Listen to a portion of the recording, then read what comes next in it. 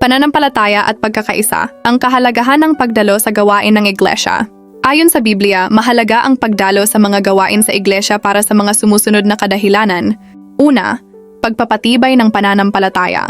Sa Hebreo 10:24 hanggang 25, sinasabing, "At sikapin nating mahikayat ang isa't isa sa pagmamahalan at sa paggawa ng kabutihan. Huwag nating pababayaan ang mga pagtitipon natin gaya ng nakaugalian na ng ilan. Sa halip, palakasin natin ang loob ng bawat isa, lalo na ngayong nalalapit na ang huling araw." Ang pagsama sa mga kapwa mananampalataya ay nakatutulong upang magpalakasan sa pananampalataya at hikayatin sa paggawa ng mabuti. Pangalawa, pagbibigay ng papuri at pagsamba sa Diyos. Sa Awit 100 verse 4, tayo ay tinatawag na pumasok kayo sa kanyang templo nang may pagpapasalamat at pagpupuri. Magpasalamat kayo at magpuri sa kanya. Ang pagdalo sa gawain ng iglesia ay isang paraan upang makapagbigay tayo ng papuri at pagsamba sa Diyos bilang isang komunidad. Pangatlo, pagkakaisa ng katawan ni Kristo. Sa unang Korinto 12 hanggang 14 itinuturo na ang mga mananampalataya ay mga bahagi ng iisang katawan, at bawat isa ay may mahalagang gampanin.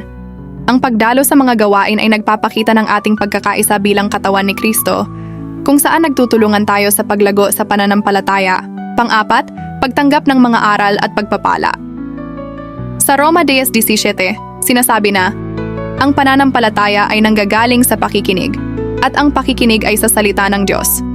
Ang pakikinig ng mga mensahe mula sa Biblia sa mga gawain ay nagpapalalim sa ating kaalaman sa salita ng Diyos at nagdudulot ng pagpapala sa ating buhay espiritual.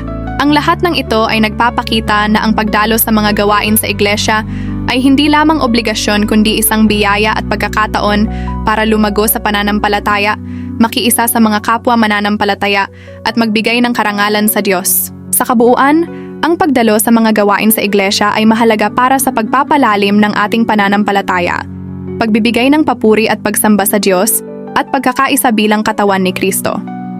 Sa pamamagitan ng sama-samang pagsamba at pakikinig sa kanyang mga salita, tayo ay tumatanggap ng biyaya, aral, at lakas na kailangan upang patuloy na mamuhay ayon sa kanyang kalooban. Ito ay hindi lamang tungkulin, kundi isang pribilehiyo na nagpapalakas sa ating relasyon sa Diyos at sa ating kapwa mananampalataya. Kung ikaw ay napagpala, maaring i-like, follow at i-share ang video na ito para sa mas marami pang inspirational videos. God bless everyone!